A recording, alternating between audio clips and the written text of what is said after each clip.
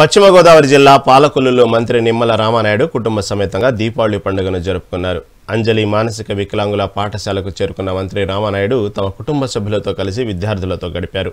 మానసిక వికలాంగ విద్యార్థులందరికీ కొత్త దుస్తులు అందించి స్వీట్లు అందజేశారు. అనంతరం విద్యార్థులతో కలిసి బాణసంచా కాల్చారు. అభం శుభం తెలియని భగవంతుని స్వరూపులైన ఈ విద్యార్థులతో దీపావళి పండుగ జరుపుకోవడం ఆనందంగా ఉందని మంత్రి పేర్కొన్నారు.